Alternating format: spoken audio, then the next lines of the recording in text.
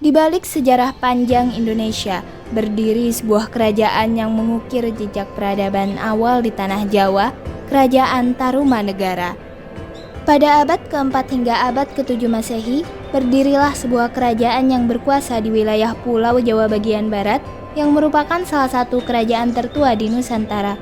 Kerajaan itu bernama Kerajaan Tarumanegara yang didirikan oleh Raja Diraja Guru Jaya Singawarman yang sering disebut dengan Raja Jaya Singawarman. Pendiri Kerajaan Tarumanegara bukan berasal dari Nusantara, namun Maharaja Jaya Singawarman berasal dari India. Diceritakan Raja Jaya Singawarman memberikan mandat kepada putranya untuk menggantikannya sebagai seorang raja dikarenakan raja yang sudah mulai menua dan memutuskan untuk menjadi seorang petapa. Wahai putraku, ada yang ingin aku sampaikan kepadamu. Apa yang ingin Anda sampaikan, ayah Anda? Apakah mengenai tentang kerajaan? Mungkin waktu sudah tidak lama lagi. Apakah kamu bersedia untuk mengambil tahta kerajaan ini? Baik ayah Anda, bagi saya bisa, saya akan melakukannya dengan semampu saya, ayah Anda. Apakah kau bersungguh-sungguh dengan perkataanmu itu, wahai putraku? Ya ayah Anda, tentu saya akan sungguh-sungguh menjadi kerajaan ini supaya menjadi lebih baik. Oke, aku akan pegang janjimu. Beberapa tahun pun berselang, Raja Jaya Singawarman meninggal dunia dan dipusarakan di tepi Kali Dumati. Kesedihan dengan penuh tanggung jawab pun terlihat di wajah Darmayawarman, putra Raja Jaya Singawarman. Ayah, meskipun kau telah tiada, tapi tanggung jawab yang kau berikan akan kulakukan sesuai dengan kepadamu. Aku akan membuktikan, aku akan menjadi raja yang hebat, lebih baik dari dirimu.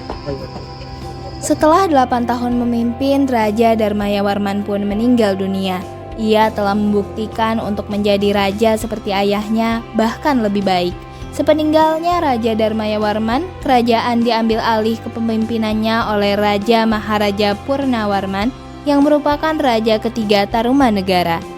Di masa kepemimpinannya, ia membuat ibu kota kerajaan baru yang terletak lebih dekat ke pantai yang diberi nama dengan Sundapura. Wahai rakyatku, sebagai bentuk puji syukur kepada Dewa kita, aku ingin menyumbang 1000 ekor sapi kepada kaum Brahmana. Sebarkan berita ini kepada kaum Brahmana yang ada. Hidup Raja Purnawarman, hidup! Baiklah, sebagai awalan baru, kita akan membuat ibu kota kerajaan baru. Namun sebelum itu, apakah ada yang punya usulan di manakah letak strategis untuk membangun kerajaan tersebut? Ampun Baginda, bagaimana jika kita memindahkan ibu kota kerajaan ke daerah pesisir, yang dimana itu mungkin akan membantu pelayaran dan perdagangan kita? Brilian, bagus, usulan yang bagus. Prajurit, siapkan segala yang perlu diperlukan. Baik Baginda, saya akan melaksanakan apa yang Baginda. Setelah diperlukan beberapa waktu untuk mencari, akhirnya ditemukan tempat yang sesuai untuk membangun ibu kota kerajaan baru Tarumanegara seperti yang rakyat inginkan. Sepertinya benar, ini tempatnya. Bagaimana jika kita beri nama Sundapura? Baiklah Baginda, sepertinya tempat ini sangat cocok untuk menjadi ibu kota kita. Selain tempatnya strategis, cuacanya juga sangat bersahabat. Kehidupan politik Raja Purnawarman adalah raja besar yang telah berhasil meningkatkan kehidupan rakyatnya. Hal ini dibuktikan dari prasasti Tugu yang menyebutkan Baginda Raja memerintahkan untuk melakukan penggalian Sungai Gomati sepanjang 11 km yang hanya diselesaikan dalam waktu 21 hari saja.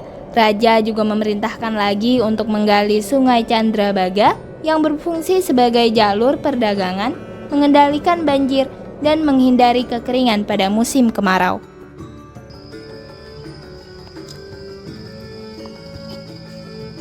Prajuritku, kuperintahkan kalian untuk menggali kali pada lokasi. Baik Baginda. Setelah sungai-sungai tersebut selesai digali, Raja menyedekahkan 1000 ekor sapi kepada kaum Brahmana yang merupakan salah satu kejayaan Raja Purnawarman pada masa itu. Setelah melewati masa kejayaannya, tibalah saatnya Tarumanegara dihadapkan oleh masa keruntuhan. Di era pemerintahan kerajaan Tarumanegara yang terakhir, Raja Maharaja Linggawarman, di mana Dewi Manasih, putri pertama ke-12 Tarumanegara menikah dengan pendiri kerajaan Sunda yang akhirnya menimbulkan perselisihan di antara mereka. Putriku, siapa lelaki yang kau cintai? Ayahanda, aku mencintai Tarus Bawah dan aku ingin menikah dengannya. Apa? Tarus Bawah? Dia pendiri kerajaan Sunda. Aku tak bisa menerimanya. Ayah, aku mohon restumu. Aku mencintainya dari lubuk hati. Baiklah, aku akan merestui pernikahan kalian. Tapi dengan satu syarat. Jika kalian menikah, jagalah kerajaan tercinta kita.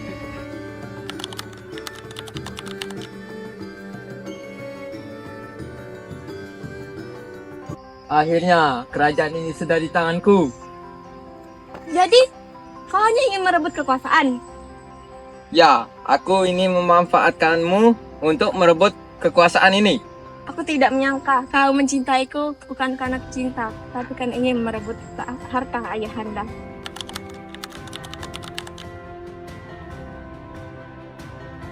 Jadi benar kau ingin mengambil kerajaan ini? Betul, saya ingin mengambil kerajaan ini dan mengubah kerajaan Tarumanegara ini menjadi kerajaan Sunda. Aku mohon jaga kerajaan ini agar tetap damai. Sudah terlambat, kerajaan ini sudah runtuh. Perselisihan pernikahan tersebut mengakibatkan pecahnya kerajaan menjadi dua, yaitu Kerajaan Sunda yang merupakan kelanjutan dari Kerajaan Tarumanegara.